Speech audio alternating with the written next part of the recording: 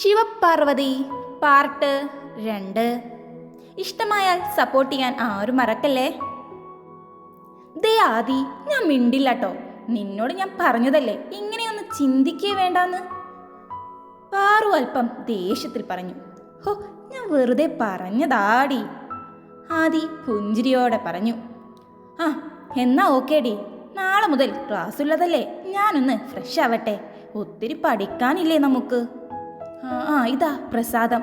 ഇന്ന് ആ സുമാൻറ്റി നിന്നെ അമ്പലത്തിലേക്ക് പോകാൻ വിടാത്തതിൽ നീ വിഷമിക്കേണ്ട.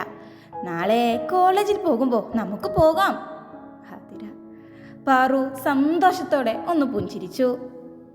രാത്രി എല്ലാവരും ഭക്ഷണം കഴിക്കാൻ വേണ്ടിയിരിക്കുമ്പോഴാണ് ശിവനൊന്ന് താഴേക്ക് വരുന്നത്. അവനെ കണ്ടതും ഗീതു വല്ലാതെ ഒലിപ്പിക്കാനെല്ലാം നോക്കുന്നുണ്ട്. അവൻ അതേ കലിപ്പിൽ തന്നെയാണ് ഇരിപ്പ്. ആര് ചോദിക്കുന്നതിനും ഒരു ഉത്തരവും അവൻ നൽകുന്നുമില്ലായിരുന്നു. പാറു ഭക്ഷണമെല്ലാം വിളമ്പി അടുക്കളയിലേക്ക് പോയി നിന്നു. ഇല്ലെങ്കിൽ വീണ്ടും അവരുടെ കുത്തുവാക്കുകൾ അവൾക്ക് കേൾക്കേണ്ടി വരുമെന്ന് അവൾക്ക് നന്നായി അറിയാമായിരുന്നു. അവൾ അടുക്കളയെല്ലാം തൂത്ത് വൃത്തിയാക്കി.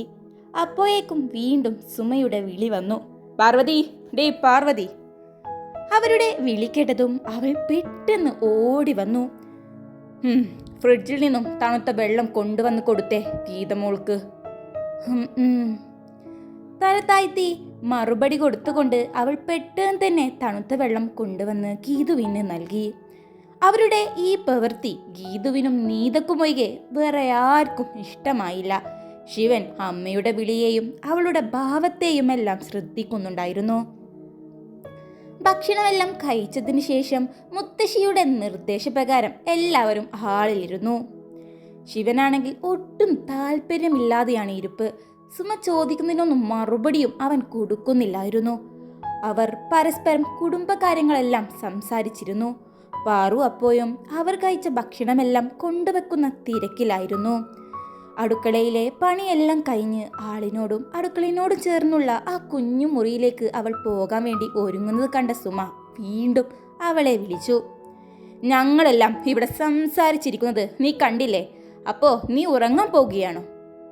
സുമ വീട്ടിലുള്ളവരെല്ലാം ഒന്ന് ഉറങ്ങട്ടെ, എന്നിട്ട് കിടക്കാം നിനക്ക്. സുമ, നിന്നോട് ഞാൻ പറഞ്ഞിട്ടുണ്ട് അവളെ ഇങ്ങനെ എല്ലാവരുടെയും മുമ്പിൽ വെച്ച് ആക്ഷേപിക്കരുത് എന്ന്. ഭദ്രൻ, പിന്നെ ഈ വേലക്കാരിയെ പൂവിട്ട് പൂജിക്കാം. സുമ, അവൾ പണിയെല്ലാം എടുത്ത് കുഴങ്ങിയതല്ലേ, ഒന്ന് കിടന്നോട്ടെ. ഭാനു, അങ്ങനെ ഇപ്പോ അവൾ കിടക്കുന്നില്ല, അത്ര തന്നെ. അവൾ പറയുന്നതെല്ലാം പാറു മിണ്ടാതെ തല കുനിച്ച് കേട്ടു നിന്നു. പാറുമോള് പോയി കിടന്നോ, നാളെ നേരത്തെ എണീക്കാനുള്ളതല്ലേ. മോൾക്ക് നാളെ കോളേജില്ലേ, മോള് കിടന്നോ. മുത്തശ്ശി, കോളേജോ? ഇവളെ കോളേജിലേക്ക് വിടുന്നുണ്ടോ? നീത, ഉണ്ടോ എന്നോ, ഇവളെ തലയിൽ കയറ്റി വെച്ചിരിക്കുകയല്ലേ, അമ്മയോട് പറഞ്ഞിട്ട് യാതൊരു കാര്യവുമില്ല. ഓ, അവൾക്ക് അർഹിക്കുന്ന സ്ഥാനം കൊടുത്താ പോരെയപ്പോ.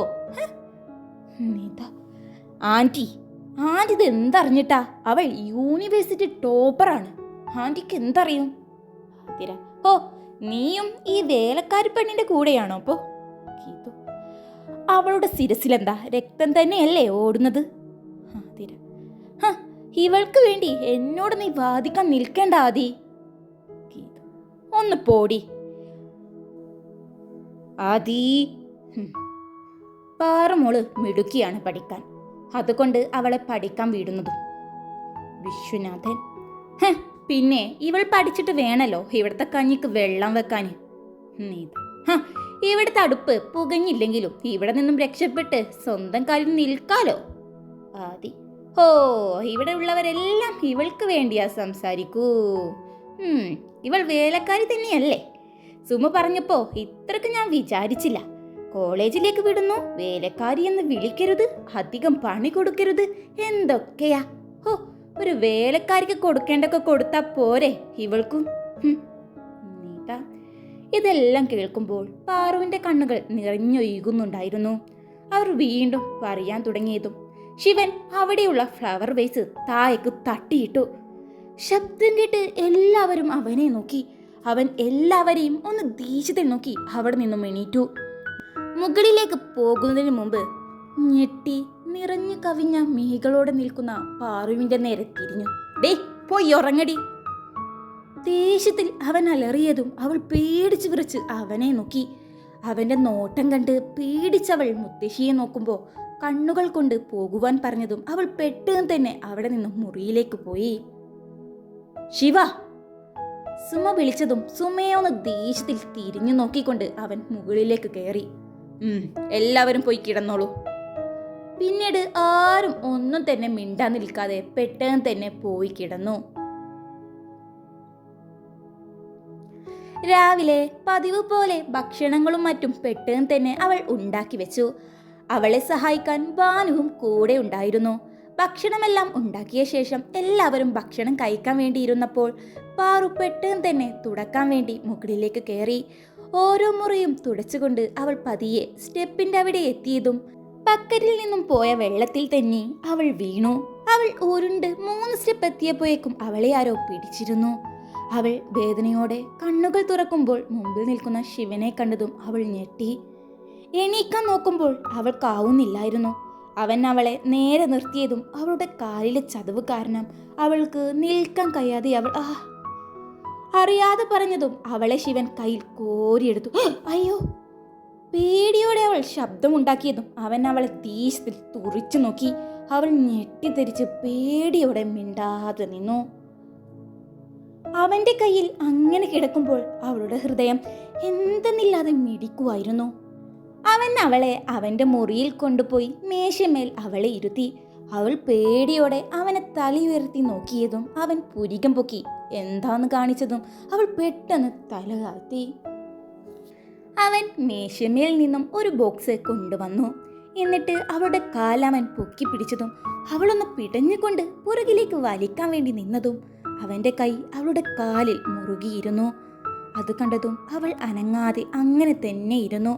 അവന്റെ ആ പാമിട്ട കൈ അവളുടെ കാലിൽ തൊട്ടതും അവൾക്ക് ഒരു തണുപ്പ് അനുഭവപ്പെട്ടു.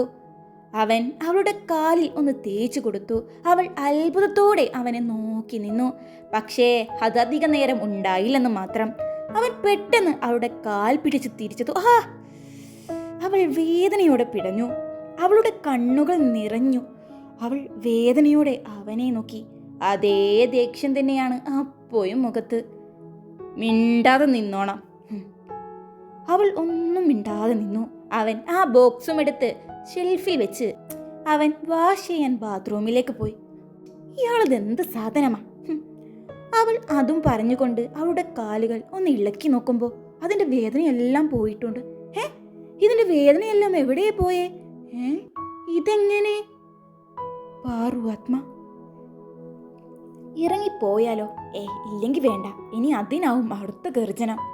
അവൾ അതും പറഞ്ഞുകൊണ്ട് ആ മേശമേലിരുന്ന് കാലി കുലുക്കിക്കൊണ്ടിരുന്നതും അത് കണ്ടുകൊണ്ടാണ് ശിവൻ വരുന്നത്. ഡേ! അവന്റെ ശബ്ദം കേട്ടതും അവൾ ഞെട്ടി തിരിഞ്ഞ് അവനെ നോക്കി. എന്തടി, ഇവിടെ കൂടാനാണോ പ്ലാന്? എണീറ്റ് പോയി നിന്റെ പണി നോക്ക്. ശിവ അത് കേട്ടതും അവൾ ഞെട്ടി ചാടി ഇറങ്ങി. അവിടെ നിന്നും ധൃതിയിൽ ഇറങ്ങി നടക്കാൻ ഒരുങ്ങിയതും ഡേ! വീണ്ടും അവന്റെ ശബ്ദം കേട്ടതും അവൾ തിരിഞ്ഞു നോക്കി. കണ്ണുണ്ടായ പോരാ, കാണാനും പഠിക്കണം. ഇനി മുതൽ ആ സ്റ്റെപ്പെല്ലാം ശ്രദ്ധിച്ചിറങ്ങിക്കോണം. അട്ടത്തും നോക്കിയ നടപ്പ്. ശിവൻ അത് കേട്ടതും അവൾ നെറ്റി ചുളിച്ച് അവനെ നോക്കി. എന്തടി? ഒന്നുമില്ലെന്ന് തലയാട്ടി അവൾ പെട്ടെന്ന് തിരിഞ്ഞു നടന്നു. ഇതെന്താ ഓന്തോ, ഇങ്ങനെ നിറം മാറുമോ? അവൾ നിന്ന് പിറുപിറുത്തു. അവൾ മുന്നോട്ട് നടന്നു. അതിന്റെ ഇടയിൽ ഒന്ന് തിരിഞ്ഞു നോക്കിയതും അവൻ ദേഷ്യത്തിൽ അവളെ നോക്കി നിന്നു. പെട്ടെന്ന് വാതിൽ ശബ്ദത്തിൽ അടച്ചതും അവളൊന്ന് ഞെട്ടി. ഇയാൾക്കിതെന്താ, എന്നോടാണോ ദേഷ്യം? ആ വാതിൽ തല്ലി പൊളിക്കും ഇപ്പോ. അതും പിറുപിറുത്ത് അവൾ താഴേക്ക് ഇറങ്ങി വരുമ്പോഴാണ് ആദി കേറി വരുന്നത്. നീ എന്താടി തനിയെ സംസാരിക്കുന്നുണ്ടോ? ആദി അവനെ കണ്ടതും പെട്ടെന്ന് അത് അങ്ങനെ ഒന്നുമില്ല ആദിയേട്ടാ. എന്നാ വേഗം ഇറങ്ങിക്കോ, കോളേജിൽ പോകാൻ ടൈമായില്ലേ? ഞാൻ മറന്നു. അവൾ അതും പറഞ്ഞു പെട്ടെന്ന് സ്റ്റെപ്പുകൾ ഇറങ്ങി. തായോട്ട് ഇറങ്ങുന്നത് വരെ ആദി അവളെ നോക്കി നിന്നു. ഒരു പാവം പെണ്ണ്, എൻ്റെ മാലാക. അവളെ നോക്കി അത്രയും പറഞ്ഞ് പുഞ്ചിരിയോടെ അവൻ മുറിയിലേക്ക് പോയി. അപ്പോൾ കഥ ഇഷ്ടമായാൽ സപ്പോർട്ട് ചെയ്യാൻ മറക്കല്ലേ. തുടരും.